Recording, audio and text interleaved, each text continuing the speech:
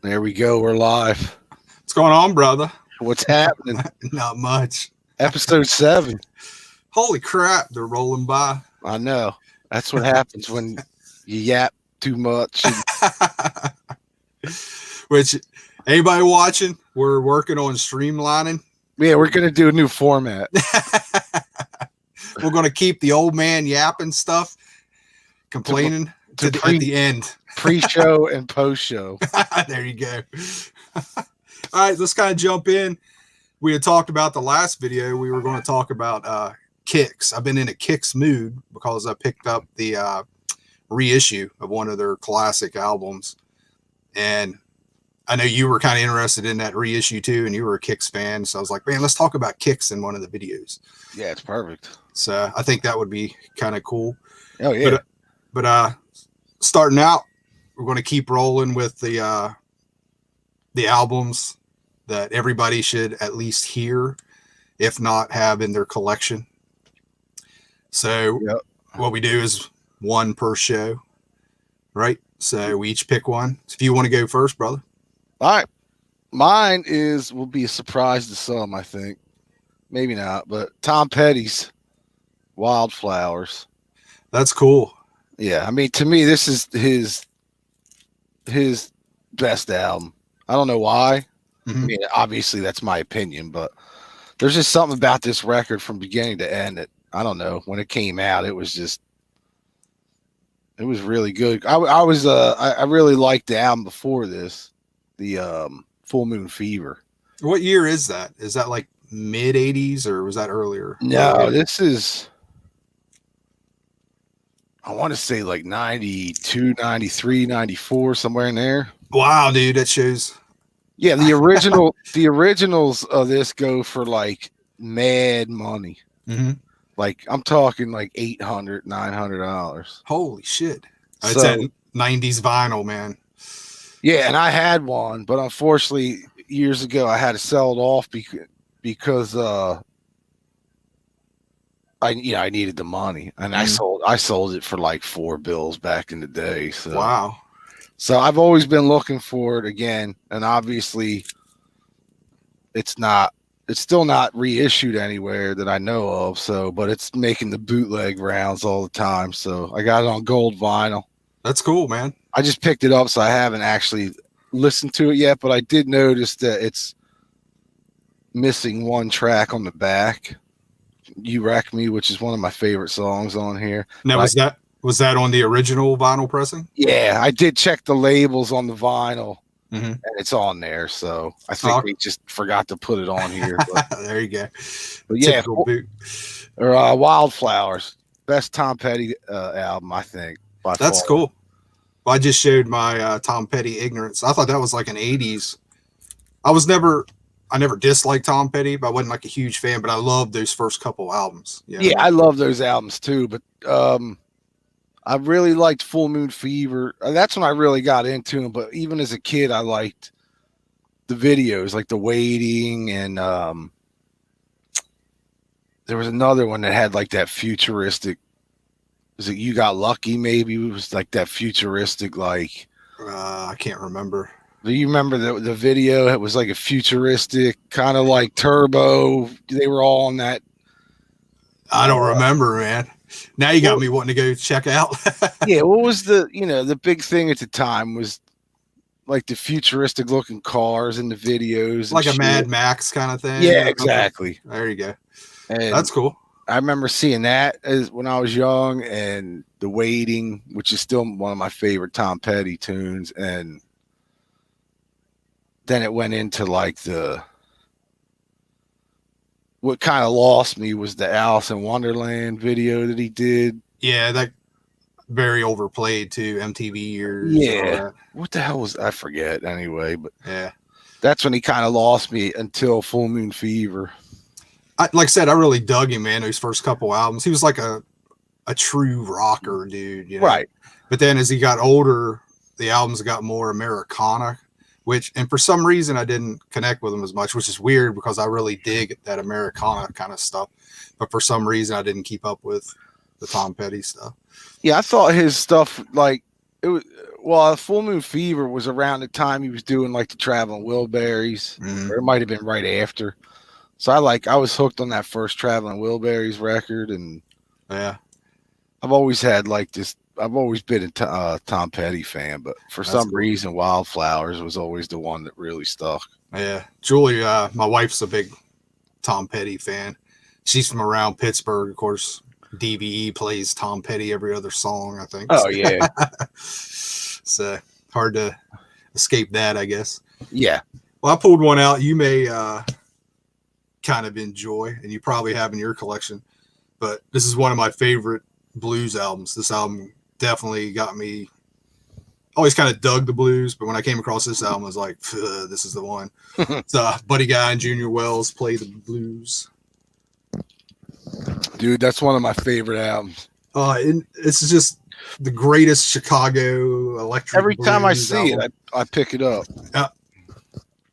You know what, dude? I have one copy of this, and usually albums that I really, really love like this, same deal. I'll pick it up every time I come across it. Yeah. I've come across this. I've never come across another one. Was that an OG one? Yeah, I think so. Yeah, there's no barcode. 72 Atco. That's a nice find right there. It looks like it has the shrink wrap still on. Yeah, it too. it still does. Yeah, it's Wow. in great shape. I had it on CD, back in the 90s, I think, when I was really diving deep into blues. And then probably came across this about 10 years ago or so. And I'd never seen it in a while before. And I don't think I have since. Huh. I think they just reissued it not too long ago. That's cool. But speaking of blues, I just picked this up real quick. You might have this already, but T-Model Ford. Nah, never heard. Yeah, he was part of that run that Fat Possum and Epitaph Records did, like with R.L. Burnside and Junior Kimball and those guys. He was in that era of, I guess, early 90s maybe. I can't see. Well, this one says 97, so, but this is a reissue. This is the 25th anniversary pressing. But if you like that, RL kind of blues, you'll dig this, man. I've never really dug into that stuff before. I mean, I know a lot of those names from that era, but yeah, I'm starting to really get in. I don't know how many artists they actually signed back in the late 90s. This Fat Possum Records. I have to look into it, but it seems like they signed quite a bit of unknown to us. Yeah. Blues, artists like R.L. Burnside and this guy. I never heard of him before, but I mean, cool. I remember when this originally came out. I just gave it no thought back then, and then my buddy's like, "Oh, you got to check out that album." I'm like, "All right." Right on. Yeah, the only blues guy I got into in the 90s was Chris Duarte, I think was his name. Have you ever heard him? White dude. No. He was kind of white guy, real long hair, always had jeans and Chucks on, that kind of dude. And he had a bit of a Stevie Ray Vaughan like spank to his guitar sound and all that. Oh, really? Yeah, really, really good guitar player. I don't know whatever happened to that dude. I had like 2 or 3 CDs by him and then just didn't keep up.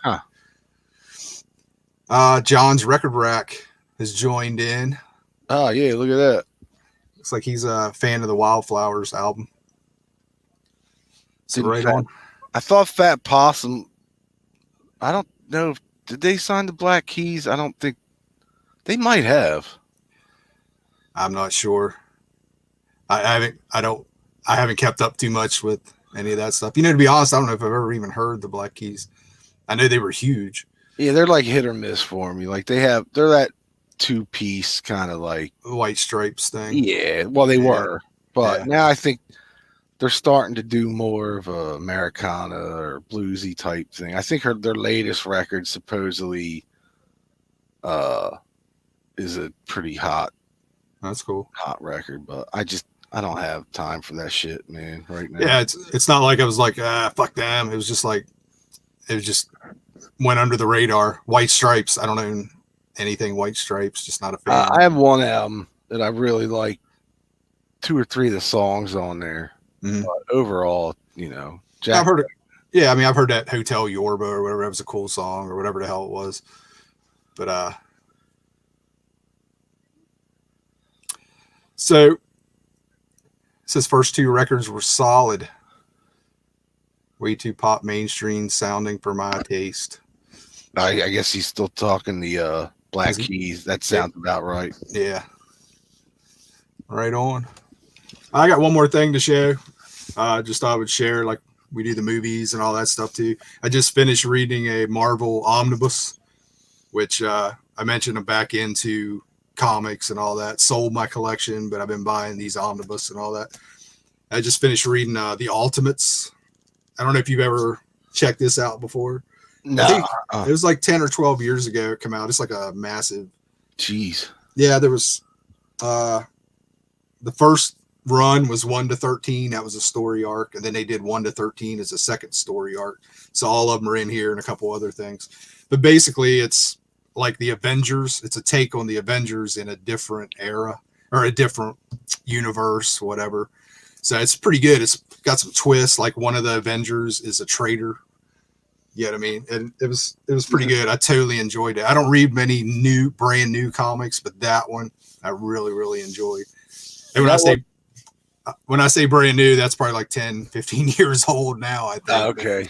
I was going to say, wasn't there a period where within the last couple of years that Captain America, they rebooted Captain America in the first issue at the end? He says, "Hail Hydra." Maybe. Yeah.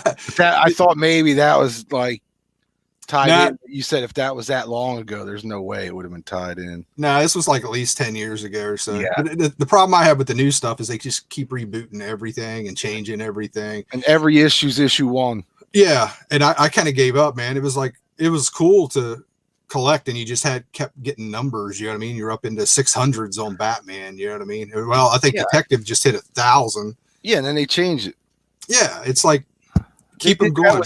They did it with Mad Magazine too. Rest in peace. Yeah, I don't know why they do that. There's something to be said for something that hits, 1,000 freaking issues. I mean, that's But I'm really bitter that they ended Mad Magazine. Yeah. How long ago did they do that? First of the year, I guess. Well, I mean, I've been a subscriber since high school. Well, junior high, probably. Wow. I've always just renewed it because it was so cheap to renew. It was like $20 a year. Right. At the time, you were getting 12 issues, but then it went. I think over the last 5 years or so, they were going from 4 issues a year to 6 issues a year, back to 4, back to 6, and then they did the reboot. They started with issue 1, and I was like, they brought the super old logo back. But they kept it. They changed it a little bit, but they that's what pisses me off with things like this. Why change what was working for you for all these years? Right. And Mad was such a the satire in that, and it's still there. And they kept up to date with what was actually going on. I mean, you can go back and read that and 70s, 80s, and all that. You don't really need to mess with that. Just keep with the modern. Keep making fun of the modern shit. Yeah, I guess just maybe sales were just at an all-time low or something, which I would imagine because people suck and nobody fucking goes out of their house anymore to read a magazine or a book or listen to an album. Or read it on their phone or fuck that. I swear to God, I hope the internet explodes one day. Dude, I am so that way. I'm like, I fucking hate the internet. But at the same time, I love the internet. It's like it's so there at your fingers to do everything, find out information. But at the same time, it's like it's a cesspool. Yeah, I waste too much time on it, and I actually try to cut back. You know what I mean? It's like that's why I got into. I got to read more. I got to listen to more music. I got to watch more movies. That kind of shit. It's like I cut back on all the politics shit because everybody's pissing me off at this point. But that helps on not being stressful is to not watch politics. So. Yeah, that shit'll eat you up. Ugh. All right, so let's jump into KIX. And like I said, what got me going on this, and I reached out to George, was like, man, yeah, I'll just show is the 30th anniversary of Blow My Fuse, which I they still call. don't have a hard copy of that yet, and I was telling you I'm gonna make. I had a copy here to send you, and then wow, that's a nice. I might have to get that now. They did well. I mean, and the reason I jumped on it, this thing was, how much was it? Like $40. Yeah, but is there any label info on it?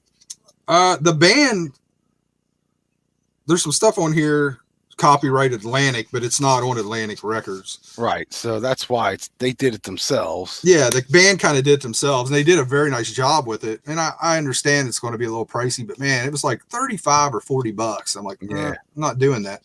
And then a guy I order from up in Pennsylvania, he, I guess, went to a show and ended up buying a bunch off of him. He's a dealer, and he was selling them for like 25 or $26. And I was like, well, if I'm going to do it, I better get it there, because I'm not going to find it anywhere else cheaper. You know what I mean? Yeah.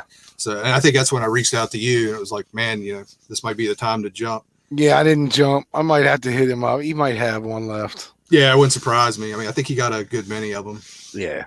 But the that got me kind of going again. It's like, man, I love KIX, but I just haven't listened to him a lot here lately. You know what I mean? And yeah. And if you don't know KIX, they're a Maryland band, started early 80s, or actually started in the 70s. Hagerstown, Maryland. So, which is kind of in my area. I saw them a bunch live when I was a kid, or younger, getting into bars and all that. And this was the big album in what, 88, I think. Mm-hmm. That's when this album came. 87, 88, somewhere. Yeah, somewhere around there. And this one actually went platinum. So they sold 1 million of this. That's how big this album got. And this was their Cold Blood. That song blew up as soon as that record came out. Yeah. And then once, was it Don't Close Your Eyes on that one? Yeah. Once that hit. No, that was on the next one, I think. Oh, yeah. What's on that one? The ballad on that one? I can't remember now. But this had Blow My Fuse. They had a video for that. Yeah, right? That was awesome, too. They had a video for Cold Blood, I think. Yep. And I'm trying to remember if there was any other one. Did they have one for Red Light, Green Light, TNT? I can't remember. I don't know. But anyways, this was the one that... Let me see if I remember the ballad. This one... It just all fell over. This was the album that put him over the edge. I mean, that shot him up into stardom. They were around on Atlantic for a long time, and they were still on Atlantic on this. But they were just kind of scratching at the door. They were doing well, but not like they did on Blow My Fuse. Yeah, Don't Close Your Eyes. Is it on there? I'm totally missing it. Yeah, goddamn, track 4. Once that one hit, forget it, man. That thing took off like a bat out of hell. Hell yeah, dude. I mean, I still hear that on. I mean, they still play KIX pretty well around here on local stations, but I hear that on anywhere we travel, anywhere, that song will pop up here and there. That's still an 80s classic. Now, what's your favorite KIX record? Midnight Dynamite. All right. How about you? Hot Wire. Really? Oh, I love that record. That's just a fun album the whole way through. And that was the album after Blow My Fuse. They all are, but yeah. Hot Wire. There was something about Hot Wire when it came out, man. That just, I don't know, man. That was just smoking the whole album, I thought. Oh, dude. I mean, I love all the KIX stuff. And kind of what I did is pulled it out. We'll kind of go through all of them real quick. Yeah. I'm sure you have all these, and you know all these probably as well as I do. This was the first album, self-titled KIX. Yep. This was 81. So these guys were called the Shoes starting out. And then they changed to the Generators for a small amount of time, and actually have demos as the Shoes and Generators. Yeah. From the 70s. And then, they switched the name to KIX. They got signed to Atlantic. This album is killer. The Itch. Yeah. They still play that. They still play that around here. Atomic Bombs.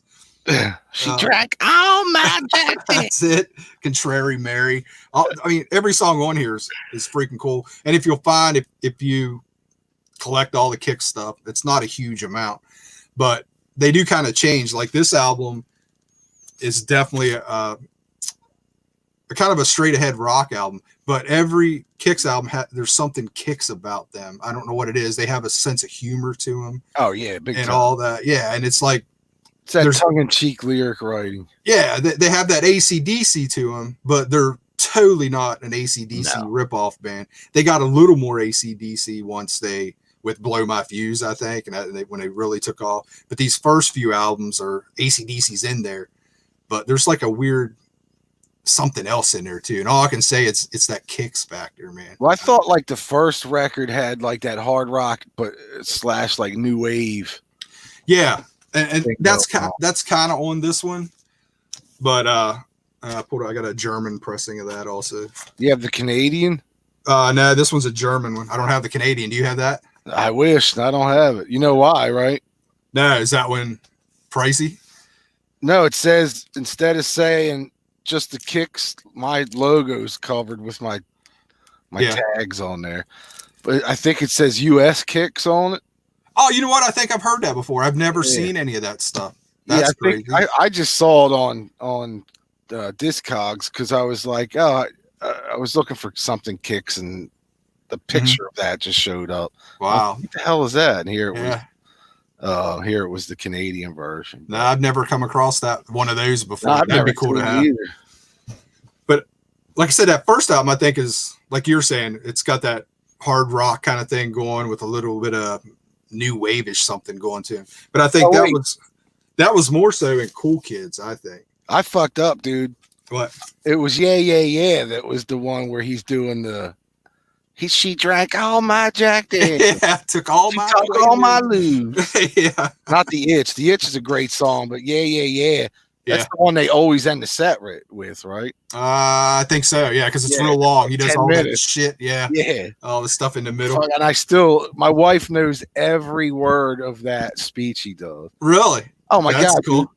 I'll tell you once we get to the era of the Hagerstown story. So okay, cool. The next one is Cool Kids, and this I think is where they got more polished, and that new wave kind of came in on this album. It's not quite as raw rocking. Yeah, they definitely that was more of the power pop KIX, I thought. Right. You got Body Talk. Yeah. That's the video that what was the stupid fucking cartoon on MTV? The two kids all burned out. Beavis and Butthead. Beavis and Butthead. Remember they played butt plug. They played Body Talk and totally ripped it up, man. And it's of its time. It's total. Well, the Cool Kids video, it's outside of like the club, or it's outside Hammerjacks or something. Yeah, that's a cool. Yeah. I mean, and there's great stuff on here. Like I said, Cool Kids, Body Talk. For Shame. Yeah, that's their big ballad back then, and that's a great fucking. It's not even a ballad. There's no. I mean, it is, but there's no drums. You know, it's just a great. Yeah, and awesome. I mean, it's just like there was a change on this album, and if you notice right here, yeah, that's your boy. That's Brad Divins, who is the singer, bass player in Wrathchild. That's it. So he come in for one album because Yonkins was basically out of the band. He was having issues with whatever, partying too much, we'll say.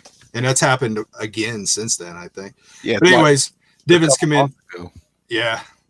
Divins come in, did one album, and I think that was before he joined. This was 83, before he joined Wrathchild. So right after the KIX thing, I think he did the Wrathchild. Oh yeah, this Wrathchild that came out in what, 87? No, this was like 89. Was it 89? All right. Wow. Yep, 89. It was done in like 87. They were fighting the UK Rothschild, right? Yeah, and it held them up for a couple of years and totally fucked them. If this album had come out in 87 or early 88, Jesus, man. I mean, they could have been, one of the bigger, well-known thrashy bands. I love that record. Yeah, the second album was okay. I didn't care. I do like their cover of Time. No, Or is that's on here, isn't it? Go ahead. I'm sorry. no I ain't drunk. I'm just drinking. Yeah, that's a cool cover. Yeah. Time's on this one. Okay. But yeah. So KIX's second album, it's a little more new wavy, not quite as hard rock. But then they come back with my favorite album, which is Midnight Dynamite. Killer album. Fucking love this album. But they're still it was more rocking, but they had that they still had that KIX factor, man. Like with Cold Shower. Fucking weird song, but so great. You know what I mean? The first album that Beau Hill produced for them? Offhand. I mean, I could look right now. But I think you may be right. Yeah, it is. Tom Alone produced the old one. Mm-hmm. Who was that? Didn't he produce like some Priest records? Dude, I'm not sure on that one. I'd have to look that up. Yeah, but I know Beau Hill was that 80s. Oh, he was doing everybody. Rat. Yeah, he was the man at the time. He had the magic hair metal touch or whatever you want to say. Michael Wagner, and a couple other. Yeah, I don't think Bob Rock was quite there yet. He might have been. I think he was doing the Cult early on. So well, he did. He's White Snake 87, right? Yeah. Or am I thinking wrong? We have we're gonna have a guest popping in. Oh shit! Hold on one sec.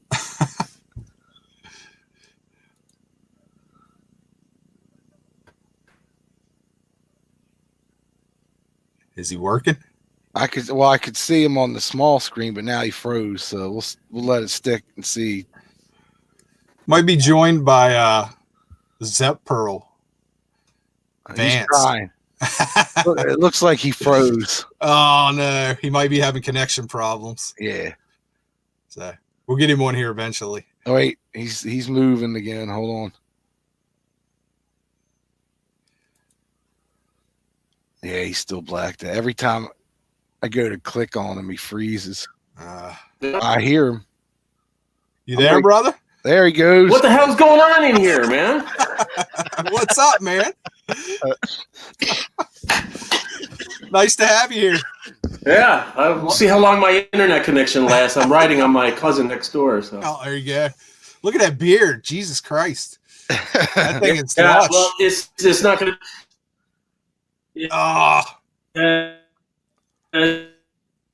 We're losing you. I'm just going to let it ride and see if it clips back. All right. We're losing you, brother.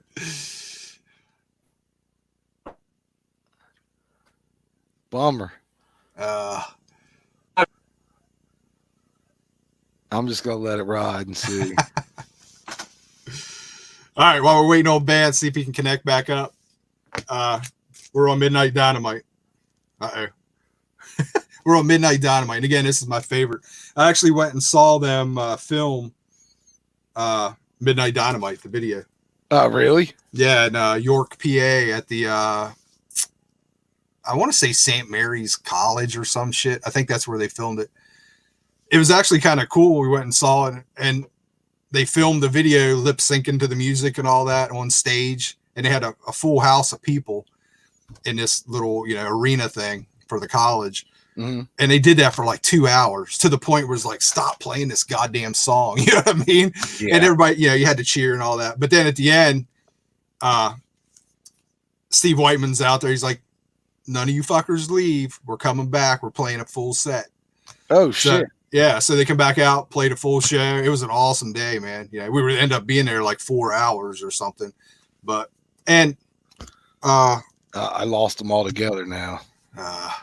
Hopefully he'll come back in. Pop back up. But if you ever get a chance, even to this day, to see KIX, go see KIX. You have to be in a bad mood, not wanting to have fun, whatever, if you don't enjoy yourself at a KIX show. They're just fucking fun live. You know what I mean? Steve Whiteman still kicks ass on vocals too. And one of the best frontman. Yeah. In the business. You know what I mean? He still sounds like the album when he sings. Yeah. And for the most Dude, part. Yeah, and he's like freaking Iggy Pop, man. What Yeah, are I they, like 70, and they're like cut, and it's like nuts, man. But yeah, it's been a couple years since we've seen them. We used to go to M3 Fest, and they open up. M3 Fest is a big hair medley kind of festival that's Friday and Saturday around DC at Meriwether Post Pavilion. But KIX always headlines that Friday starting the festival. And yeah, we went and we'd go see him there, but always he's coming great. back. Hold on. Looks like he's on a different.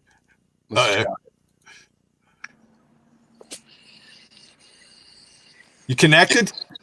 Yeah, I just went with the phone. I'll see what happens. Oh, that's cool. Never even thought about that. Hell yeah, man, that's working. I might have to go get a power cord or something. We'll see how long it lasts. That's all right. Cool. Actually, let me do that right now. All right. I got one more story from the Midnight Dynamite era. Go for it. Friends and I were high school out drinking. We're up in the boonies, up on the mountain.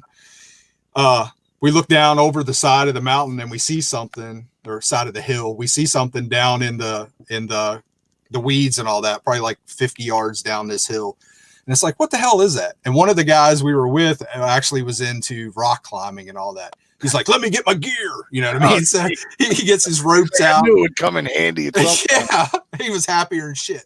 So he rappels down this thing and he's like down there yelling, it's a flight case. And it's like, you mean like for a band? And they're like, yeah. I was like, well, tie it off. We'll pull it up. So we pull it up and here it's this giant flight case that had KIX written all over it.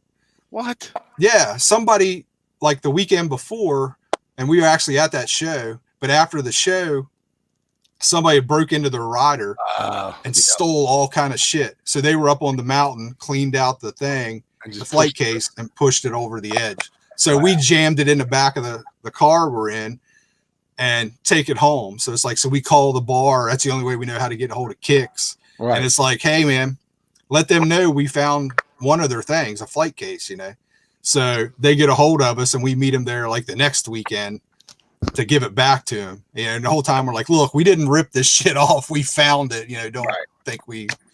But anyways, I go walking into the bar and this long-haired dude comes over and he's like, hey, how's it going? I said, oh, pretty good. I was looking for one of the guys from KIX. And he's like, well, I'm Ronnie Yonkins. I didn't recognize him, you know what I mean? Because he didn't have his hair all up or anything. I'm like, oh shit, man. So I started talking to him. And about that time, Forsyth the other guitar player walks out of the bathroom looking like he just got all fucking stage hairs all up. And I'm like, well, I know that dude, you know what I mean? But they were real cool, man. We went out and gave it back to him and they thanked us. It's like, I just didn't want them thinking, hey, we ripped the shit off. Now we're putting it back in. We want to meet you. So, right. Hey, Vance. So we're talking about KIX tonight. Oh, okay. So if you got any love for KIX, feel free. Obviously, Blow Their Fuse was a big album. That really kind of broke them. That's what got us kind of on it, because I picked up the 30th anniversary reissue. They put it out with a bunch of demos and all this kind of stuff. So I've been listening to this. I just had their first album, I think on vinyl, and then for whatever reason, I never picked them up, but I always liked them. It's just just stuff on the radio. Right. They were definitely bigger in George and I's area up the East Coast. They were like East Coast dogs, man. They were down. They were always playing the Troc in Philly here. So were they part of that same scene, like with Twisted Sister and like bands like Zebra and all them going that whole East Coast? I think they were a little after. Yeah, well, they might have been about the same as Twisted Sister, yeah, because they were definitely first album's 81, so they were hitting the circuit then. You know what I mean? Yeah, but I think once they hit big, they were. Yeah, it wasn't until 88 or so when Blow My Fuse. That's when they went crazy. That's when I heard of them. Yeah. But I remember seeing that Twisted Sister documentary or whatever, and they talk about that whole tri-state East Coast, scene that the bar scene that they just kept, hammering, and they couldn't get a break for years. Right. And it was just fascinating because the same thing's kind of here in Chicago too. There's these guys that were just play every club and everything and go up to Wisconsin but never really broke out. So I found that interesting, and I just was curious if they were part of that scene. Yeah, it's kind of here. It's like it seems like they go as far west as Cleveland, Okay. and then kind of make the circle, East Coast, Florida, on up into New York and all that, and Yeah. We don't get bands anymore in Philly, so I don't know. Same here, man. They Bands closed did the it. Troc. Really? Yeah, the Troc's gone. So after years and years, I don't know how many years, something nutty, like 80 years or something. Well, freaking Vance, I follow him on Facebook, and Jesus, man, you're at a show every other night, it seems like. It's been kind of quiet this year, but yeah, it's just kind of, for years, I would never go to show because, somebody couldn't go or whatever. And I just said, screw it, man, I'm just going to go by myself. And I've been doing that for the last couple of years where I'm not going to miss a band because I can't find, some of my idiot friends don't like them or never heard of them or something, Right. So, that's killer. but, yeah. And a lot of them are, little shows, $30 ones, Yeah, but those are the shows years later. You're like, yeah, I saw that fucking band with 20 people in the club. You know what I mean? Exactly. That's the cool stuff. Yeah, there's like that band Cadaver. They're out of Germany. Mm-hmm. Love that band. They were just here not too long ago, and yeah, it was a small place. And I saw them back a couple years ago, the Double Door, which is another small place, and there was like a hand, 50 people. Maybe lucky if it was 50 people. Right. So yeah, those kind of things are always great, and you're seeing, and I really got turned on to them. And actually, their opening band, The Well, which is like another like kind of Sabbath-esque doom kind of stoner band. Was that The And Well? I got turned or on to whatever? them too. So it was like they're out of Austin, and it was just awesome. So Was that those shows? Was that The Well? Yeah. Oh, that's cool. I think I have one album by them. Yeah. So I So really turned on to them. I love those little shows though. Like 3 or 4 years ago, we saw the Super Suckers, and they were actually touring, hitting all the big places, Baltimore, New York, Philly, and all that. Yeah. But for some weird reason, they played this little bar 20 minutes from my house, right? And a friend and I and the wife was like, well, we got to go to this. And dude, there was like 30 people there tops. And it was awesome. Yeah, it was like Super Suckers were playing a private party for us. It's a shame, man. That's one band that should be. I'm glad they're not because I'm greedy, but they should be.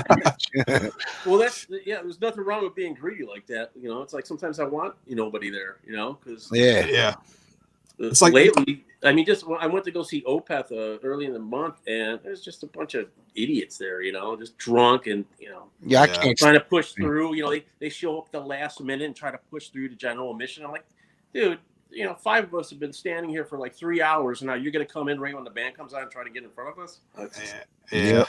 It's like show etiquette, or just come on. Yeah, I think up to the age now, I'd rather just go to a small club somewhere. Like we saw COC and Mothership a couple years ago. It was the same deal, small bar. There's probably 70 people or so in there. It was pretty jammed, but it was still a small bar, and everybody was cool, and they both put on a hell of a show. I'd much rather do that than go to the freaking Humongo Dome and see some giant band. I drove 2 hours to see Dangerous Toys at a bar in Delaware, like in 91, 90. Yeah. Like after the first 2 records, but before Piss came out. Right. When Kevin Fowler was in the band. That's cool, man. If you remember who Kevin Fowler is, but that name sounds familiar. They call him Strawberry in the band, and Jason. The only reason I went is because Jason had called my house and left a message that they were playing there, and so me and my wife drove. I didn't realize it was 2 hours. I thought it was like an hour. Yeah. So we drove 2 hours, but it was worth it because it's like, there was maybe 80 people in the place, but it was packed. Right. And then I just hung around afterwards, and we hung out with Jason and Kevin everybody until like 4:00 in the morning. That's cool. And I was like, fuck this. I ain't driving 2 hours home. We got some dumpy hotel room. Right on. Well, let's finish up with the kicks real quick. We're pretty close to the end of the albums. There's the Blow My Fuse vinyl. Yep. So this was the one that sent them over the top, like we talked about. And then the one you were talking about, George, I have everything else on CD. My favorite record of all, my favorite Kix records. Yeah, which is Hotwire. You got it on vinyl, you bastard. Yeah. That's awesome, dude. Now, is that original or did? Yeah, this is a real one from Germany. This is like one of those East-West Atlantic 1991 German pressings. Yeah. You know, like Britney Fox, Bite Down Hard, which again I had to sell, and they're my boys too. I never got that back. I figured I would at some point, but yeah, that stuff like you're showing there, that stuff's hard to find. It's 90s vinyl to begin with, and then it's import. Well, it's that 91 East-West record shit, man. Like KIX and Britney, and I think like the second Wrathchild album, same way. Yeah, there's some other anything that was on Atlantic or in that year. Yeah, like Tough, I think there might be a German vinyl of that, but they're impossible to find.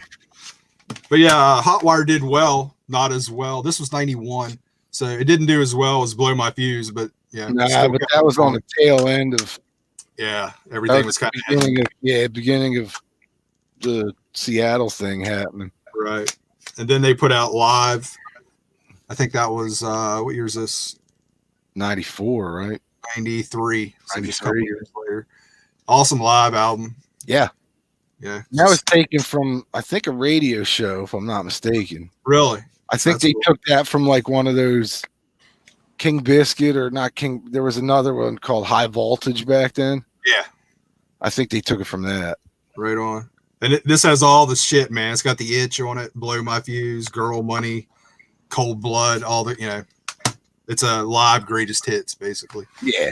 And then the album it's totally overlooked and forgotten about, which is Show Business. That's one of my favorites, too. Yeah, this fucking album kicks ass. This is like 95, 94. Yeah. And they were off Atlantic by then. This is on, on CMC, right? Yeah, that's it. Yeah, man, I lost interest by then. Oh, dude, if you ever come across this, I don't think it ever come out on vinyl. Never. But if you ever see this on CD, if you dig KIX at all, man, this is worth picking up. Oh, yeah, and this, like I said, the stuff early in the 80s, yeah. This is a little more... that was their last album, really, up until... Yeah, the one a couple years ago. But this was a little more straight ahead, man. I mean, this is just punch you in the face kind of rock and roll. This is a killer album. I'll have to look it up. Baby Time Bomb's my favorite on that one. Oh, man, this whole thing, dude. 911, Fireballs. Fireballs. Yeah. And the demos, do you ever hear the demos for that stuff? No, I don't think I've heard this one. Get your copy. Right on. And then they started playing again. The whole thing, the band fell apart because just everything going on in the 90s. But a big thing of it I've always heard is because the bass player, Donnie Purnell, he basically wrote everything. Sure. Yep. So he got all the money, all the royalties and all that. And from what I understand, he didn't share any of that. So the rest of the band made money by touring and all. And it just kind of fell apart partially because of that. And they reformed there probably 10 years ago or so. Everybody but the bass player, which who knows, he might not even need the money now because Blow My Fuse sold over 1 million albums and they're still playing this stuff. But anyways, they put out a DVD live in Baltimore. That thing is impossible to find now too. Really? Oh, dude, you know how much that thing goes for now? I think over 100. Wow, holy shit, dude! I had no idea because it went out of that in the vault because it was released. Yeah, this has the DVD and then the CD of the audio. But very cool. This get a bag for it. Yeah. Yeah. And then a couple years ago, that lineup with that new bass player, who's actually the bass player who was in Funny Money, which was Whiteman's band in between the KIX shut down and start back up. Well, I thought it was a couple years too, but look at the date on it. 6 years ago, they put this out. Jesus Christ, man. How did that happen? I don't know, man. It's all happening that fast. Wow. I thought it was like 2 years ago. I swear to God. But this isn't bad. It's like a modern, it's KIX, but it's like a modern recorded album. Yeah. They're missing Donnie on that. Yeah. The songs aren't nearly as, the songs are Funny Money songs. Yeah, pretty much, which I was never a big Funny Money fan. I like them a lot. I didn't dislike him. Like I said, they never hit me like KIX did. So, but that bass player is cool. I mean, I think he writes a lot. Like I said, he came from Funny Money. And actually, I just found out he's in a Rush tribute band that is supposedly phenomenal. He's the bass player singer in this tribute band, and they go all out. They have all the stuff on stage, washers and all that, and the video. And yeah, so I'm like dying to see them now. They play Mark Schenker or something like that. You know what? I'm not sure. I can't remember his name.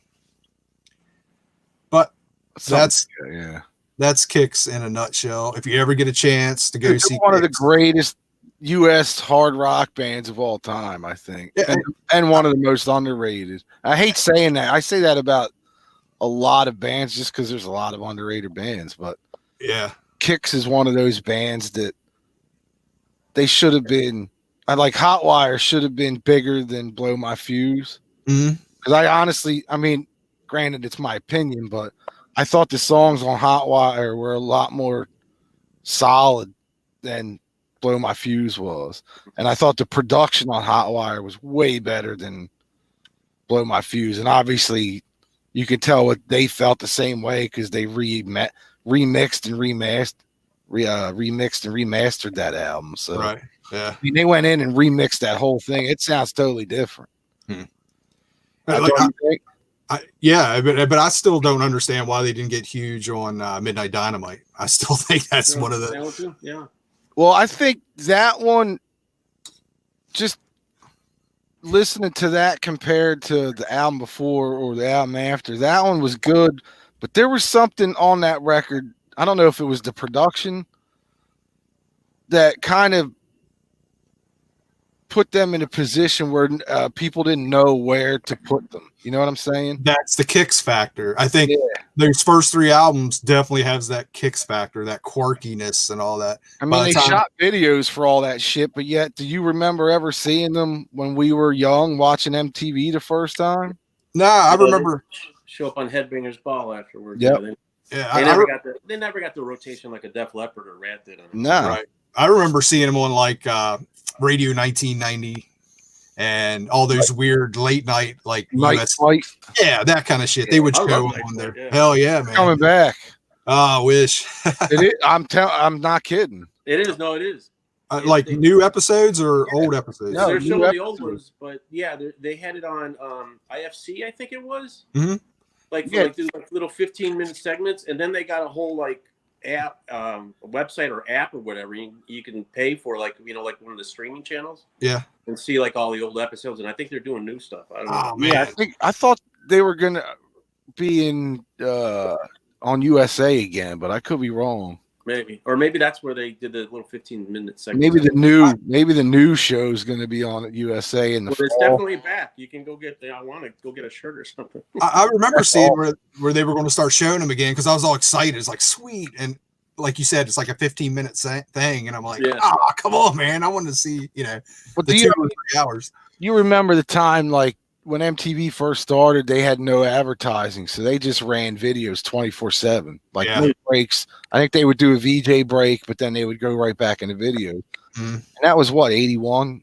Yeah, 81. August of 81, I think it started. Yeah, that's when. I mean, you had KIX through those first couple years, you had KIX filming a bunch of videos. Yeah, Body Talk was definitely on there. You never saw them in rotation on MTV. Yeah. And MTV was just showing all kinds of weird stuff too. I'm surprised. The Bubbles and I mean, a lot of those bands that blew up big were just because they didn't have a lack of music videos at the time when they started, so they were just throwing anything up there. Yeah, like the Buggles had a hit with everyone or what was it? Video Killed the Radio. Yeah. Oh, it was terrible, but it was like that was the first video. Yeah, it was the first video that sold the album. Yeah. That was the very first video they played, right? That and then the second one was Pat Benatar, if I remember right. Yeah, then the Buggles, then Pat Benatar, then the Buggles, then Pat. Then Dio. I remember they used to show Rainbow in the Dark all the time. It's like, wow. Yeah, they showed that, but they never showed the KIX stuff. I remember Dio like seeing that, and that was like what, 83? Probably 82, 83, somewhere in there. Yeah. Dio on the rooftop, and I'm like, who the fuck is this guy? Panned in on him, and he started singing. I was like, oh shit, it's Sabbath. And I'm like, wait a minute, because I didn't. Right. Then they pan back and it was like no Iommi. I'm like, what the hell's going on? It's good times. Yeah. All right, so you've seen KIX before, right, George? Oh, a bunch, yeah. Yeah, there you go. Yeah, Well, they were label mates with Brittany at the end there because Brittany had signed CMC. no Atlantic. Oh, really? Okay. Yeah, Bite Down Hard was out on Atlantic, so I think they even played a few shows with him here. Cool. And I was friends with Ronnie for a little while because I was working with, I think he had a band, or his band years ago called the Blues Vultures, I think they were called. Yeah. And I was working with them for a little bit, like doing some of their A&R stuff through web, Paris Records and all that shit. So That's cool. But I haven't talked to any of those guys in forever. How about you, Vance? Have you ever seen KIX?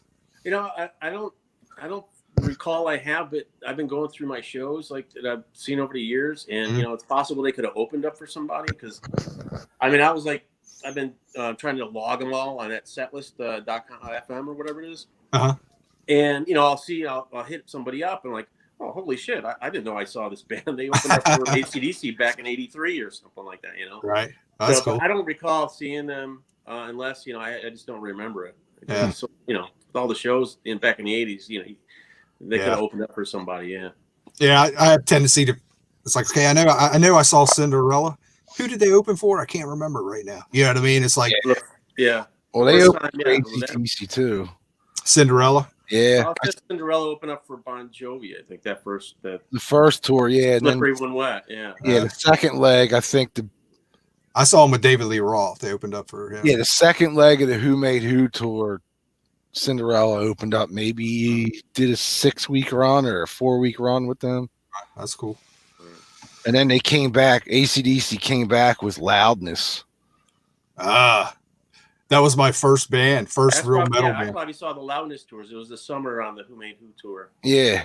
Yeah. Now, what year would that have been? 87 at that point. Yeah, I might even have my ticket stubs in the back of my because that was the second time. I think the second time AC/DC'd come around on that tour, so it had to be the summer of '87 because Who Made Who came out in like the fall of '86, maybe. And I saw Loudness open for Motley Crue on the Theater of Pain. Oh shit! So that was like Hurricane Ice tour. No, that was Lightning Strikes. What was it? Oh, it was '86. Okay, that's awesome. Yeah, I think it was '84. I saw him. Yeah, like I said, open up for Motley Crue. So, and that was Lightning Strikes. That or not Lightning Strikes. Thunder in the East. Sorry, Thunder in the East is the first one I ever got from them. Yeah, that was the first big American release. Yeah. And I've always tried to figure out, like, did I see the video first or did the album cover catch me and I just bought the album? I'm thinking it was the album cover caught me. Really? That's a killer album cover. It could have been one of those ones that Dave had, like, in a box of shit for me when I would take the train on Saturday mornings. Right. I just remember seeing the video on, like, we were talking those weird Night Flight and all that. Mm-hmm. They weren't playing it on MTV, I don't think.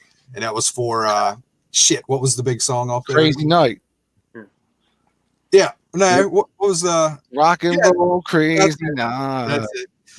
And seeing what's his name?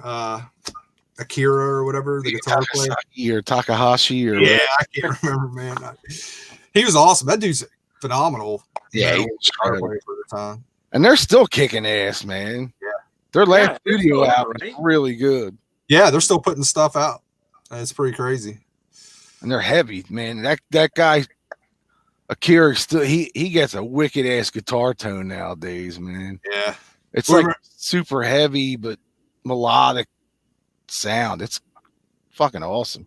Remember I touched base with you because I needed they put out a 30th anniversary of Thunder in the East in Japan. I got it for you, didn't I?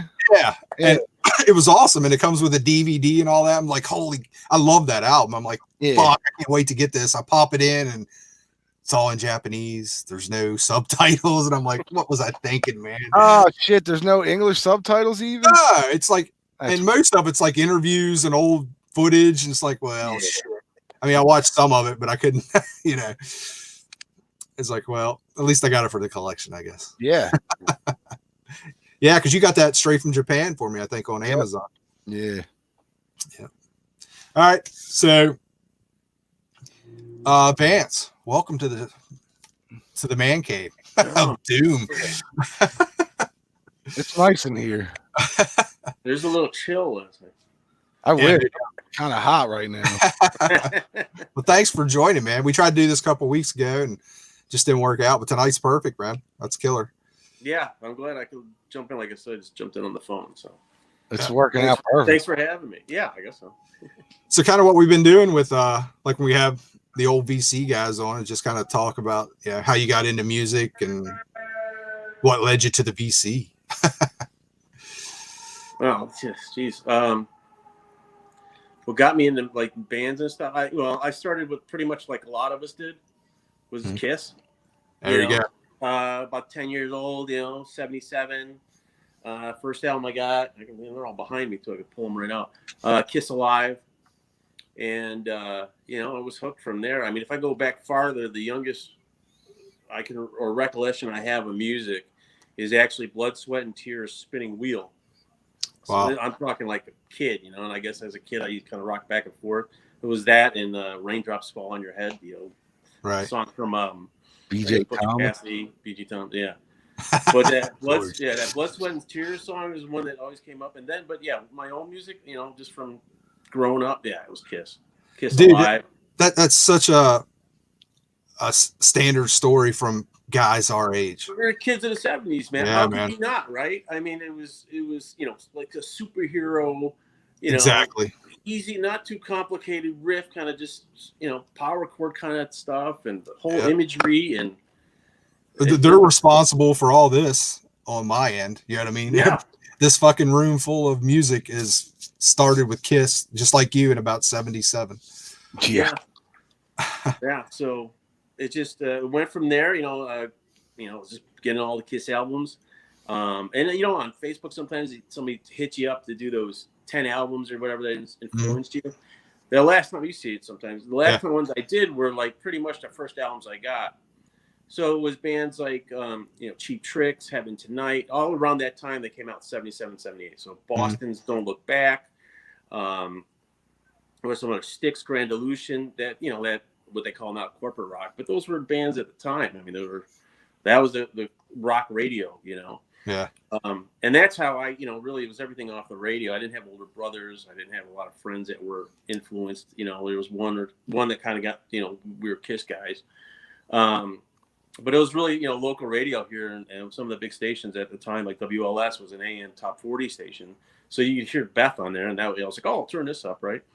And then it was, I kind of discovered the rock stations after that, as that era, started to boom in the late 70s with the rock radio. I think that's interesting. Like with you, like I said, we've been following each other on Facebook forever. Yeah. But it's so cool to I can see how much you were into radio. You have so much memorabilia, old stickers, and all kind of stuff from the old radio stations. Yeah, I was junkie, and I went to school for that in college, and worked at a radio station in the 90s, a couple different things, and still kind of in it, in a more of a different level of media. But I love all that kind of radio stuff. I'm a radio geek with that. That's cool.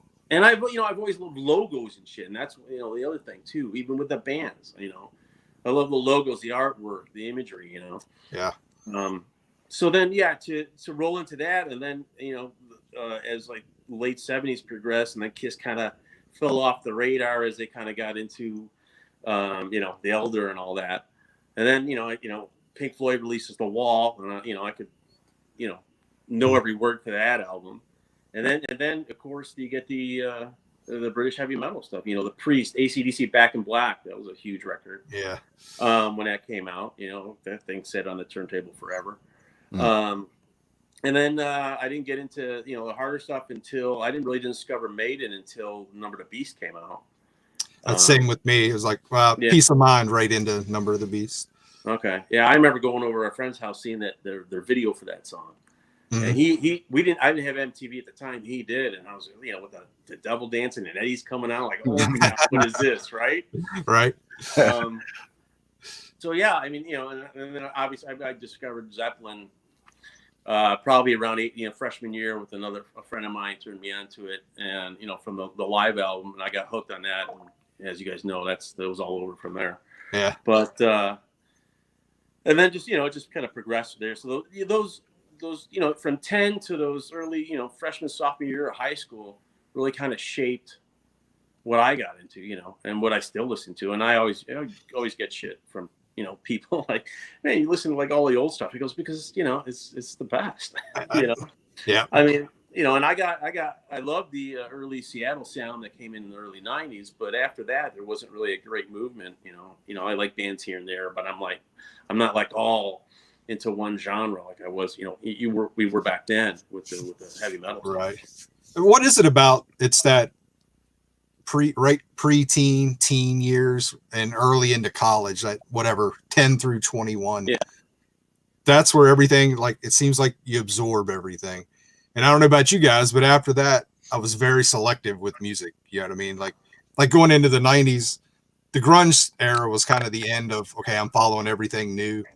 But then mid 90s was like, I dug the alt country Americana stuff, a little bit of that. And then 5 or 6 years ago, when we had that resurgence of retro metal, the new wave of traditional heavy metal, that was cool. But for the most part, man, it's just like, I'm not worried about the new stuff. It doesn't get into. I'm not looking for it. You know what I mean? I'm not like going out trying to, something comes across me like, oh, that's cool. And then I'll, get into it. Now, George keeps up a lot better. What kind of stuck us back to that, though, is I think it was just the age, man, because like, that's what we were, that's all that mattered, Yeah. was music, and at that time, that's all those before the MTV thing. You didn't have the internet to distract you. And whatever money you make cutting grass or whatever, you'd go buy that record and you'd play that thing over and over, and you'd wear the shirts and stuff, I was a paper boy for 3 years just to buy music. That's it. I cut grass, man. I would cut a lawn and go buy an album. Cut a lawn. I was especially around Christmas because people would tip like a motherfucker around here like Christmas time. So I'd be all, hell yeah. I could buy 2 albums then. Dude, I remember you would get money from distant relatives, aunts or whatever. You know what I mean? Yeah, birthdays. Yeah, and that shit all went to music, man. Went to albums. And I can still remember like my dad going, you spent all your Christmas money on Kiss albums. What are you doing? I'm going to be having a good time in about 30 seconds. That's and you're not, because I'm about to blast this shit up. Yeah, you're about to get pissed off. So, and then what, the VC question? I think, I never, I'm not one of those guys that got, you hear the stories, oh, I sold all my albums, now I'm kind of back. I always had them, I regret not buying more in the late 80s, early 90s, because, then CD, I drank the CD Kool-Aid, so, all those early 90 releases, like, why didn't I buy the freaking album? I could see it in my head, I remember going to the record store, I'll get this on CD. No, and there's the record right there. I'm like, yeah. I was the same way. I think we were all in that CD bandwagon, man. Yep. Yeah. I still am. Yeah. So, but with the VC, it was, I my records were in storage for a long time, and then we pulled them out, and I wanted to find out how to clean them, and I think I came across, I want to say it was Wes. Remember Wes on the VC? I forgot his channel name.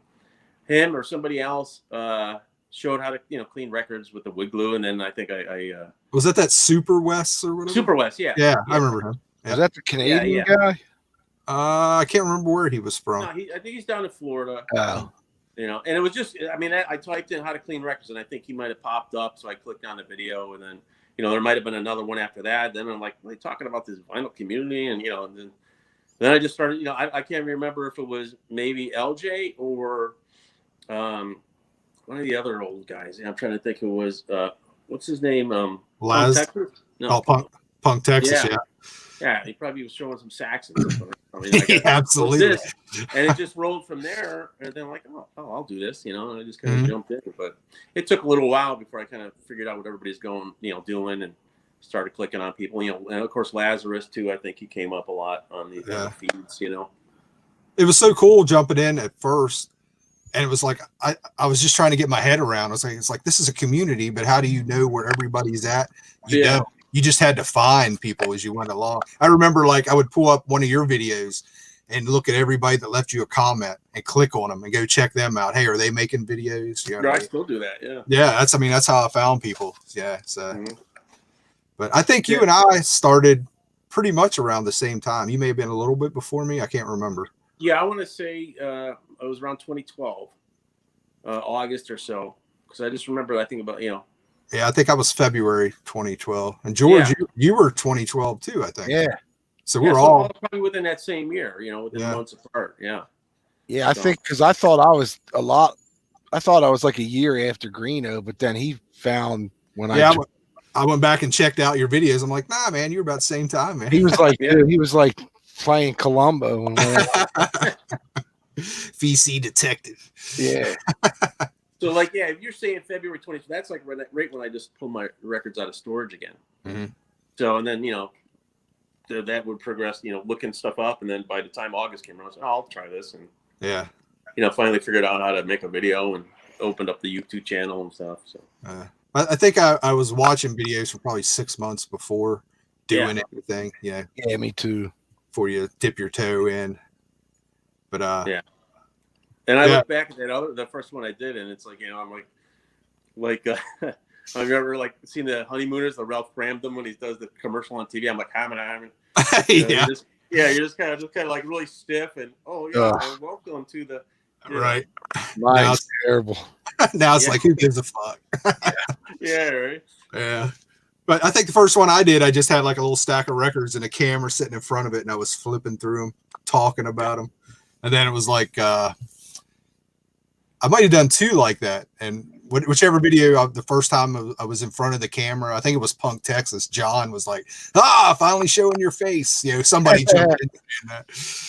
But, man, those were awesome times. It's like, oh, dude, I was hooked, man. Same here. Watch, and you could, and I was pumping out a video at least every week, if not every other day for a little while. They're doing all the threads and the contests and all that. Yeah, it was intense for a while. I remember you'd have everything set up on your phone. You know what I mean? And you would have somebody just uploaded something. Somebody just commented on something. Oh, I got an email from somebody. Somebody's texting. It was like all day at work. My phone's just like bing, bong, ding, ding. Yeah. It's like, holy shit, man. It was awesome. Oh, dude. Well, and I kind of, then that threw me off at work sometimes too, because I'd be like, on lunch, I go, let me go check out some, Yeah. So yeah. You see videos at the time, and next thing you know, 2 hours later, holy crap, man, I gotta get some work done. I remember you used to make videos at lunch. Oh yeah. Just show you what you were having for lunch and everything. It was awesome. I try to put a little humor in it, try to be a little different, Yeah. I don't do it as much now, it's that's the thing, is kind of, I mean, I just put up actually just over a weekend 2 videos, but that's probably the first time I did one in about 6 months. Yeah, I saw your one with the basically your new scores. Well, I left a comment on there. Cool. Yeah. A lot of the record store days stuff. That Ace Frehley. Yeah, and that's that's really, I haven't really gone out, so that's kind of what I had just kind of sitting there, and I couldn't remember anything else I bought. I probably filed it, but I knew I had those still kind of out where I'm like, I got to show these, and then I got that Robert Plant single set, so I figured there's something cool to show. That's cool. Yeah, I think the 3 of us probably picked up the exact same stuff almost for record store day. The Ace Frehley and the Cheap Trick, all that stuff. Yeah, I picked up the Fight War of Words reissue, and actually the record store day list should be out this week sometime. Yeah, I saw that. Yeah, actually, who was just in town here was Corey. You guys know Corey, right? Yeah, he said you guys were going to try and hook up. Yeah, so we did, and we, he was in for like an hour and a half, 2 hours or something like that. And we hit up Reckless Records and another place called Sugar Records, and he picked up that they had that Fight album. Oh, good. Record store day, and he snagged it. Yeah, right on. Such a great record. Yeah, that's cool. That's yeah, we had him on What was he on here? Episode 3 or 4? 2, I thought. Maybe it was 2. Maybe it was 3. I think we had Aaron first, and then we had. Oh, that's right. Yeah. We had Corey. Yeah, Corey's a great guy. Yeah, no, that's like the second time I met him. He came up before, and we did. I was part of that the record stores across America. Yeah, he kind of did a little interview with me, and then we hit up some stores, and he did those segments there. So right on. Yeah, he mentioned he was coming up, man. Yeah, shit, dude, it's probably been 7-8 years since we hooked up when I was up there, right? It's been a while. I want to say, I thought it was like 2014 or something. It came up. Was it? It may have been. That's about right. 6 years, yeah. Yeah. So yeah, that's about right. Been a and while. that Permanent Records is not there anymore. They closed down. Oh, really? Yeah, so they're not there. But the Reckless is still there. So they moved the location to a bigger spot. That's where me and Corey went. But yeah, those early, that 2012, 2013, man, I was obsessed with it. Oh, you and me both, man. I was too. Yeah, I was doing videos like every other day. Yeah. I was getting Molly, my dog at the time, her involved. I just do goofy shit. Yeah, it was fun. Hell yeah. Yeah, I remember like you said, George, making them a video every other day or something. Yeah. Sometimes you make 4 or 5 videos in a week. It's like I was doing the same thing. It's like, hell yeah, man. Yeah, and then once that once the views kind of started dying out a little bit, I started doing the daily review things where I would take 2 hours just to review and shoot individual videos for the next 2 weeks. Right. I remember you were doing that. Upload every day, Yeah. And then that got, that gets fucking tiresome too. So yeah. I just got burnt out on the whole thing. I like the podcast thing a lot better now that we can actually communicate with somebody else on the video than just sitting there showing what we got, Yeah, I mean, I think this is kind of the next evolution of it, I think. Yeah. And I think this will work well. I would George and I definitely want to have more people on here. Like you're the third old VC guy we've had. So we're going to reach out and keep it going. How many people can you get on this stream like that? That's what I was just getting ready to say. I think we can get up to 6. I think it's 4 or 6 yeah. Yeah, something like that. Probably because it would square out everybody in the stream, I guess. Because I think if I'm going to switch screens, but I think it would look like this, but divided another row beneath. Yeah. We'd all be fucking scrunched in there. We got to do it. We got to try and get as many in here one time as we can, man. That'd be killer. Yeah, that'd be awesome. It'd be interesting, man. Yeah. So, all right, what other questions you got? I know there's some more. We didn't prepare as much. We didn't prepare as much because it was like a last minute thing. I was like, dude, last minute when I was coming home, I'm like, all right, I'll see if I can log on when I get in. Yeah, I was like, shit, dude, we're doing one tonight. You want to join? Yeah. All right, let's go. Shane Rocky just said, "Hey, fellas," on our comment list here. I don't know if I'm familiar with Shane Rocky. Any of you guys? No, What's up, Shane? Thanks for watching, brother. What's up, Shane? Might be a new VC person. I'm not sure. Yeah. Which I'm behind on. There are still people, there are people that are new to it, and there's like a whole different, crew or clique or whatever you want to call it. So, and that's cool. Keep it going, Yeah. Now there's so many. I don't even know where to begin. Yeah. I mean, remember the little kid, the little dude when we first started from Canada? Are you talking about that Dan from Canada or the actual little kid? The little kid. Remember he would show his records on Saturdays. Him and his dad would go to. I do remember that. Yeah. He just stopped, Yeah. But I know thought that was cool. He was like 12 or something. And he was all excited about picking up I don't know, Grand Funk at the flea market or something, Yeah. You could tell his dad was a total old rock guy. Yeah. Guy. He was, picking up AC/DC and Grand Funk. Yeah. But like you said, he probably picked up that Grand Funk, and the next weekend he went to get more, and there was some hot little girl there, and we never saw him again. That's it, man. He hooked up. He took off. Yeah, done. Hey, come over and listen to my records. Yeah, my records. But yeah, so many people come in and out too, man. And there's so many people. It's like, fuck, I remember that name, but I can't remember the face. And I'm terrible with names and faces, man. I Terrible. was doing good with like channel names and stuff like that, and then now I just kind of forgot a lot. Yeah, I think you got guys like Garner that's had 15 different channel names. Really? The guy switched channel. Like, I can't keep up with these guys. Yeah, he's a great guy. Love his videos. I actually still keep in touch a little bit with him. Yeah, I didn't know he was still on there. Is he? He'll pop in every once in a while, or he'll leave. I think he left. He may have left something on one of our videos here lately, and I got talking to him there. But yeah, he was a firefighter in Colorado, if I remember right. Right. Yeah, he'd show all that. Wow. Awesome garage stuff. Yeah. Garage rock and But he was a wild firefighter. You know what I mean? Out. Yeah. But he's retired now. Got himself a cool little music room all set up, and he's working for wherever they moved. He's working for some local record store, helping them out. I'm like, you're fucking set, dude. Living the dream.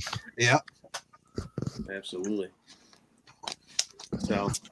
But yeah, like I said, we're trying to get more on here. We're still trying to get LJ at some point. He's holding out. I think he wants big money. I don't know. Yeah, probably. Yeah. he wants a big trade. Yeah. What do you got? Nah, man, it don't work that way. He's the one that ditched us. He left us. He should be paying us to come back. So I know he's gonna watch this, you fucker. Yeah. So, but no, I don't have anything else you want to share. Like I said, this was kind of last minute. Yeah, I mean, other than like it's, we all kind of went through the '80s with the music stuff. Just the whole whatever the glam bands or whatever you want to call that, and then Guns N' Roses comes out and fell into that. What else? And then yes, the Seattle sound broke, and I got into that stuff. So now, are you into anything else besides music? Do you have any other hobbies, stuff you'd like to do?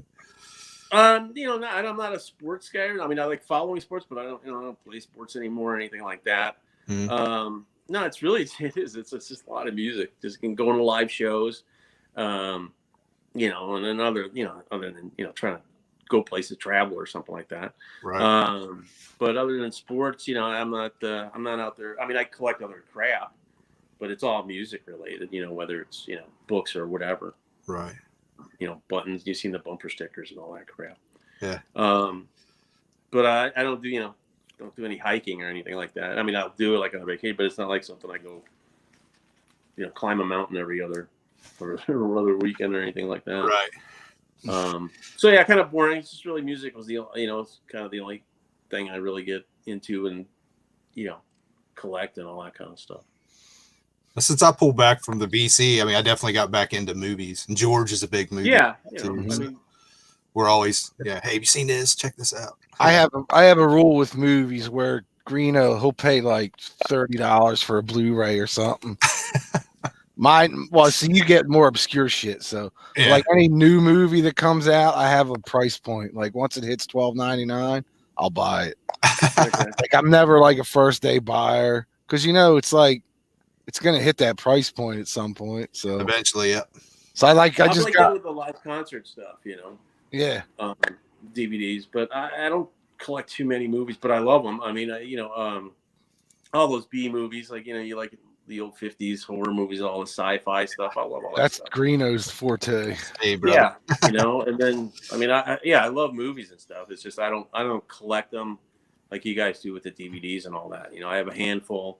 But a lot of it's music, either documentaries or live concert kind of stuff. Yeah, I got a ton of that shit too. But like today, I got Brightburn. Dude, that's an awesome movie. Have you seen it? Yeah, no, I mean I saw part of it, but $12, $12.99. And Ma. Did you ever see Ma yet? Nah. What the hell is that? It's is it a horror movie? Yeah, it's what's her name? Octavia Spencer. Is that her name? Don't know. Yeah, Octavia Spencer. She was in that Help and stuff. She's like won an Academy Award or something. Yes, exactly. She's shit in the pie. When is that recent or is that like way before then? Like no, Ma was this past Halloween. Oh, no kidding. But Did you just say she shit in the pie? Yeah, she made a shit pie in The Help. Okay, I know that movie. I don't know the name of the movie, but you said she shit in the pie. I'm like, And I know that movie. I don't normally watch movies like that. Like, that's not my thing, like the drama kind of thing. Same My here. wife was watching that, and I was Same like, here. all right, I'll watch it. And I fucking love that movie. Yeah, that's a cool movie, man. Yeah. But no, Ma is like this. I forget if she works at a school or she's friends with somebody at this high school, and a bunch of high school kids are going to party, and they kind of they're trying to figure out a place to party, and she comes out and says, well, you can party at my house. And then it turns into like, you know, she just Butchers everybody. well, no, she's like, the first night was great and had a good time, and then she starts like, hey, when y'all coming over again? And then it's, you know, it gets really like, nah, bitch, you're coming over. You know, that kind of thing. No, I've never even heard of that one, man. Yeah, it was out last year, and I loved it. I thought it was a great film. I think it was the producers of the last Halloween film and another, you know, it's probably a Blumhouse. I bet you it's a Blumhouse film. I can't see it. It's so dark. I don't know how the fuck anybody would be able to see that. No, it's Universal. I thought for sure this would be Blumhouse, but I'll check it it's out. from the producers of Get Out and Halloween. Now, is it a full-on slasher kind of movie, or is it just like a weird? It's Okay. more of a Tripped out like a stalker. yeah, exactly, like a Okay. stalker type thing. I'll check it out. Vance, have you seen that Brightburn? No. That's Brightburn's pretty cool. great. Yeah. It's like a take on Superman, but if Superman didn't turn out to be Superman, he turned out to be a Okay. dick. yeah, Yeah. it's Pretty fucking good. Yeah, it's Dick pretty with the good. same powers. Yeah. Okay. yeah. Well, there's something evil about them. Mhm. Isn't it? I don't want to give anything away, but they figure out what it is at the end, or no? I can't. I don't think he just basically has those powers, and Yeah, he just Yeah. likes to fuck shit up. right. Yeah, it's a pretty good That's movie. new? That's relatively new. In the last Last year before. Last year, yeah. It's the dude that did Suicide Squad and Guardians of the Galaxy, right? That's the same guy, right? I think maybe. I don't know. I'm You pretty sure. know, yeah, I don't do the. I'm not. I dropped out of the superhero movies a while. Yeah, and I haven't. I couldn't tell you the last movie I went to at the theater, kind of thing. You know, so Star Wars, I think, for me. yeah, it might have even been that. Yeah, the last one back in Last December. year. Bubba Hotep for me.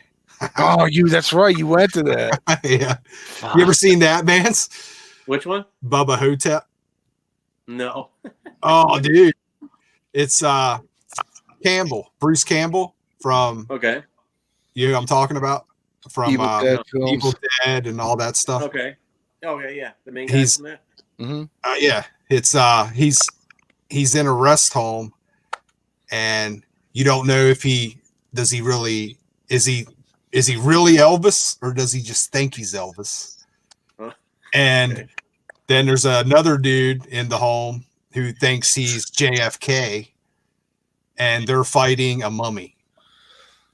It's pretty freaking Yeah, good. mummy that attacks the rest home. Yeah, it's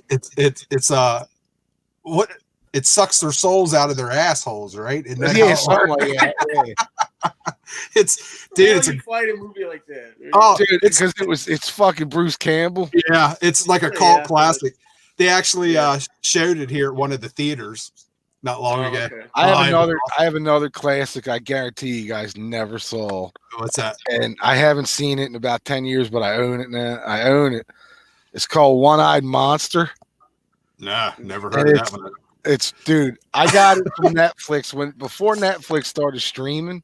Yeah, They would send the CD or the DVDs. Yeah.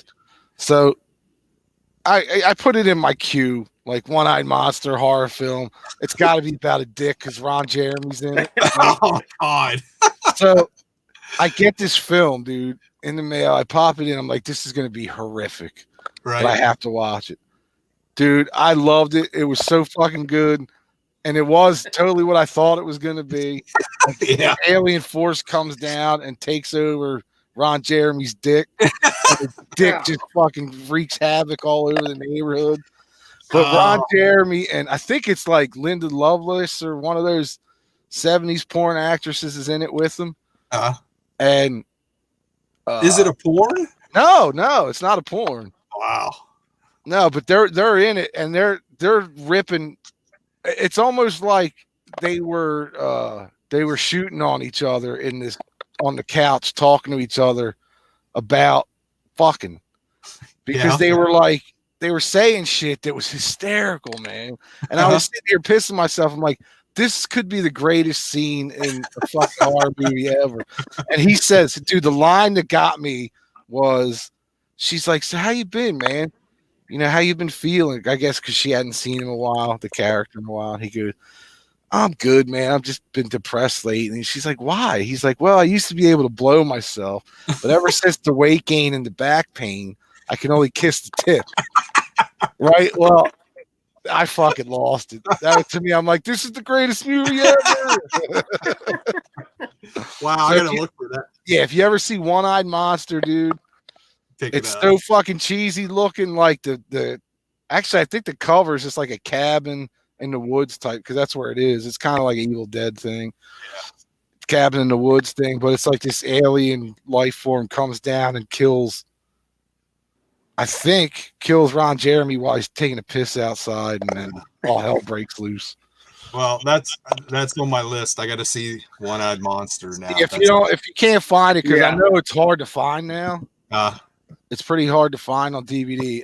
I can make you a copy of it. Yeah, you might have to do that, man. I got to see that. I'll make you so. If you're interested in it too, man, I'll make you a copy. There you go, man. You got to see Bubba Hotep, man. Yeah, I got to start writing this stuff. You have to text me these titles. They show that a good bit on like IFC and those kinds of things. Do they? Yeah, so you should be able to catch it somewhere. I got Netflix, and that's so whatever I see on there. But even then, I don't. It may be on there. I'm not sure. I'll have to check it out. For years they've been talking about doing a sequel to it. I think it ended up being the comic book series after all. It's kind of cool, but in a way, it's like leave it alone, man. That's what I think. They're talking about making a new Lebowski film, and it's like, don't do it. Because what's his name just did one. The Jesus character in it. John, not Leguizamo. The guy that played Jesus in The Bowler. John, Italian guy. I can't even pronounce his name. With an L. Yeah, damn. Now I'm drawing a blank. Yeah, it's like a real long Leah Gizmo. I don't care. Anyway, his sister was on The Sopranos, and he put out a film this week in theaters about that Jesus character at the bowling alley. Really? Oh, it's a spinoff. It's a spinoff. Wow. Okay. I haven't heard if like they made a cat like Goodman or the dude made a cameo. I don't think so. I think that would have been big news now. Yeah, I think we would have heard that at least. But it was cool to see like the dude back last year at the Super Bowl for that one commercial. Like that was cool, but I don't think we need another movie. Yeah, they need to leave some of that stuff alone. Make their own damn movies. Stop this making. That's just it. They've run out of fucking ideas. You know, they just have. Oh yeah, I think there was talks about redoing the Breakfast Club. You know. Yeah, come on. It's like just leave it alone. You know what's going to happen with that, and I'm not prejudiced or anything, but it's going to either be like all black cast or all black, because nobody else is allowed to be in movies either, Asians or whatever. But like either that or because I think the original movie's all white kids, right? Yeah. Yeah, so I would imagine that doesn't fly with the Me Too gen nowadays. The all-inclusive, whatever. Yeah, it would be very interracial and probably be a gay it's like character. People were pitching that Johnny Storm was a black kid in that last Fantastic Four movie. I couldn't believe the backlash from that. It's like, who gives a fuck what he is? I mean, I know he wasn't a black kid in the the comic book, but it's a fucking movie, man. You know? Yeah, but that was the least thing to worry about with that movie. Yeah, I never saw it. I heard it was terrible. Dude, I that's don't one of think I saw that version of the 4 either. that's one of the biggest turds ever put on. And that, you know, though I really haven't bothered to check out Captain Marvel because there was with the woman playing Captain Marvel. I'm like, Captain Marvel was a guy, you know. So Yeah, it was a guy up until about 6-7 years ago. Yeah. Well, actually, up until right. Well, I'm going back to the old, you know, the comic. The original is a guy, but then there was a female in the late 70s, early 80s. They killed Captain Marvel off the guy. Oh, that far back? Yeah, it's been a while. 80s. I thought it was more like in the 2000s that they killed off the dude, and it was her that took over. They actually that was in like a graphic novel back in the 80s where they killed him off. Oh shit! I had no idea. Yeah, that character always pissed me off because I was a big Shazam fan. I'm like, that's Captain Marvel. Why are they calling him Captain Marvel? Yeah, right. Right. Yeah, we remember that show from the 70s. Yeah. Well, you know, there was the big, you know, like the character of Captain Marvel on the Shazam side was buried, dead and buried for almost 30 years. Captain Marvel, before they brought him back in the DC brought him back in the 70s because DC sued the shit out of Fawcett back in like 50. Fawcett owned Captain Marvel, and something happened. They went out of business. Whatever. DC ended up with Captain Marvel, but they couldn't call him Captain Marvel because by then Marvel had their own Captain Marvel. Yeah, which is kind of fucked. You know, it's like Captain Marvel sold as much, sometimes more than Superman back in the 40s and all. Yeah, Fawcett for sure. Yeah, but that's why they call him Shazam now instead of Captain. Well, remember? Do you remember like in the Well, it had to be mid-70s when the Shazam show came out. Mm-hmm. Yeah. Then they started.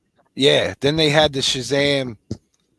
DC had the Shazam line of comic books, but before that, like the year before that, they had a Brave and the Bold thing where Superman was battling this other strong man that was dressed just like Captain Marvel. Yeah, except he had a sun on his chest instead of the lightning bolt, and they were calling him Captain Thunder. I don't know if I remember that. Yeah, I have the issues. That's cool. But it was clearly Captain Marvel. Yeah. But and then I guess maybe within 6 months they started calling him Shazam, and then went back to the lightning bolt. I guess because of the TV show. Yeah. That movie was pretty good. The new one. The movie was great. Yeah. Was it? I didn't see it. Yeah, it's fun. It's like it's got a lot of humor to it. It's not a heavy, dark it movie. looked like it was kind of a satire almost, or just a. It's just fun. Yeah. Yeah, I mean that's the way the original Captain Marvel was. He was a kid. He acted like a kid. Yeah. And that's what the movie portrayed him, because when he came up in the 70s to DC, he didn't act like a kid anymore. He acted like everybody else. Right. Yeah. But in the old Fawcett ones, his mentality, even as the hero, is still whatever, sixth grade, whatever it is. Yeah. All right, guys. I think we're like an hour and a half into this, so we might want to wrap her up here pretty soon. Yeah, man. Well, thanks for joining us, Vance, from the VK Lounge. Yeah. We'll definitely do this again, man. For sure. Yeah, absolutely. Get you on here. Want to get I don't know who we'll contact next. We've been talking about trying to get a hold of Scott and maybe even in Spain. Jesus Christ, his name just went out of my head. Oh geez, I lost it too. I know what you're talking about. Oh man, I still watch his videos every day, and now I can't think of it. Oh, I know who you mean. It's Renee. Renee, yes. Renee in Spain. Rue popped into my head. I was like, Rue, wait, that's not it. I know. I was there too. I was like,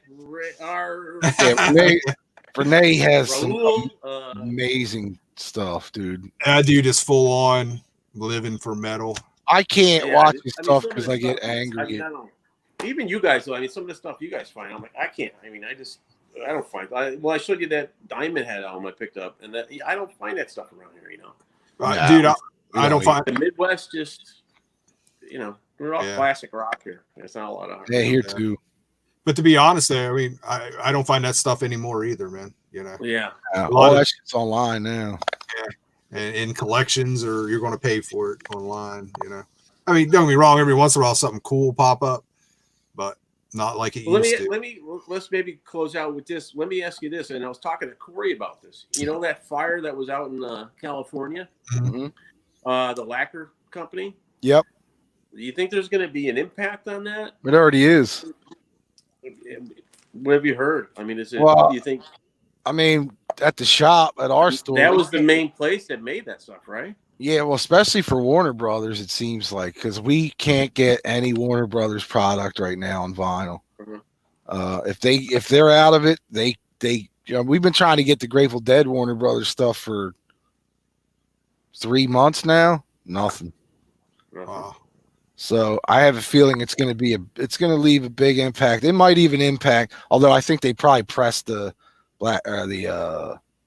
record store day stuff, but I think it's going to have an impact on the major label stuff anyway. Now the place that burnt, that's where they make the lacquers and everything, the stampers and all The that. biscuits, yeah, the actual biscuits they use. But if they have a problem, if these companies have a problem getting those biscuits, all these labels can just use colored vinyl, What do you mean by that? Well, a lot of the pressing plants keep the colored vinyl stuff in the plants. They're just like I don't know, they're like BBs almost. They're like whatever color it is. They're like little balls. And like what they do is they melt it down. Yeah. Okay, well, I'm confused. Yeah. So the place that burnt actually makes the vinyl. They're called I call them the biscuits, but they're just like the black. They're already made biscuits. Yeah. So when they send them to the plants, whatever album they're pressing in those black vinyl, they it's already pressed. They press it. It's like just a big block, and they stick down there. But go ahead. The colored vinyls doesn't come in those biscuits. It comes in little BBs almost. Mm-hmm. And that's how you can get like the different swirls and shit effects in it. Yeah. Because you'll just pile them to heat up, and then it'll essentially make a biscuit of the colors, and then it'll get pressed out under the stampers. Oh wow, I thought the place that burnt was the facility that made the stampers. Like, are you talking? Well, there was two fires. You're not talking about you're talking about there was one at Warner Brothers out there too that destroyed a bunch of masters and. Oh yeah, that was a different one. Yeah. Yeah, but this place it just produced the black stampers. From what I understand, maybe they did do color, but they have there's no way that it's going to be up and running within the next 8 months. Oh, okay. At least 8 months. So, George, do you think there'd be a raise in prices? Absolutely. And I just think because that gives them a reason to do it, even if it doesn't cost them anything. It gives them a reason to bump it up. Sure. Yeah. And it's getting to the point now where we don't order new vinyl at the shop anymore. We're going strictly used. Mm-hmm. We'll bring it in if people order it. We'll have no problem bringing stuff in, but I can't sit on $45 cost and sell it for $50. I just can't do it. Right. They give us no room to make any money off of vinyl or CDs. We make more money off of CDs than anything new, because we price them up $4 instead of our normal like $3 or $2 for the vinyl. Wow. But again, we don't bring in a lot of new CDs either. I mean, we have our customers that listen. I asked you, Greeno, before if you had XPN down there. Mm-hmm. and XPN. That's one of my customers. Yeah, at work. XPN, WXPN. Out of yeah. Philly? Yeah. Yeah, they're like the singer-songwriter. They're like the big, Yeah. you know, singer-songwriter type thing, and we sell a lot of their shit in our store. That's just our area. Adult alternative format. Yeah, it's just our area, you know. That's people listen to. So, yeah. I don't know, man. It's you know, it's tough. It's tough. We're going. I was just curious what you guys thought about that because I'm curious to see how it affects, you know. Yeah, it's gonna suck. I mean, I think it's already affecting Warner Brothers now. And like I said, I could be way off, but I mean, because a lot of these places didn't they order? I mean, look, like even Jack White's, you know, his pressing thing or whatever. I mean, did they all order from there? Do you know, or is that? I don't think so. I just think the majors did. I'm sure Jack White probably has his own guy, but I don't think they can. I think everybody that's left can't handle the size that's needed for Warner Brothers or, you know, something like that. I mean, like I said, this is just, I've been reading snippets here and there. I'm not an expert of what happened at all, so a lot of it is just assumption on my part. But that's cool. I'm glad you asked that question because I was confused. That makes more sense to me. You know? Yeah, but there was a huge fire. Yeah, I know where a lot of masters. Yeah, it just destroyed tons. Dude, that was big time.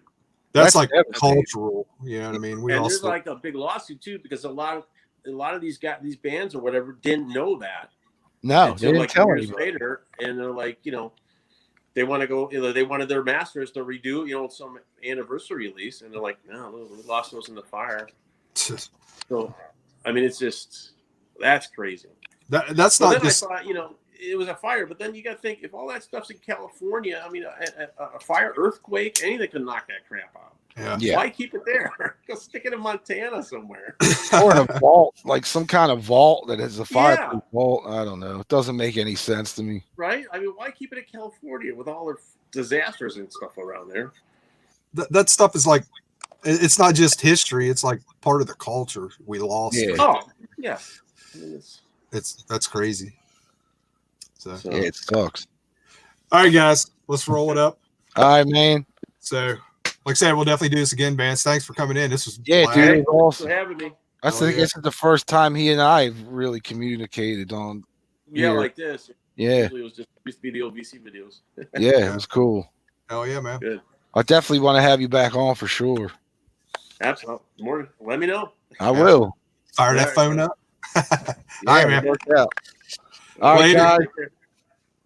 Well, we'll see you for Man Cave of Doom 8 sometime maybe next week. Sounds good. All right. We'll see you all soon. Later.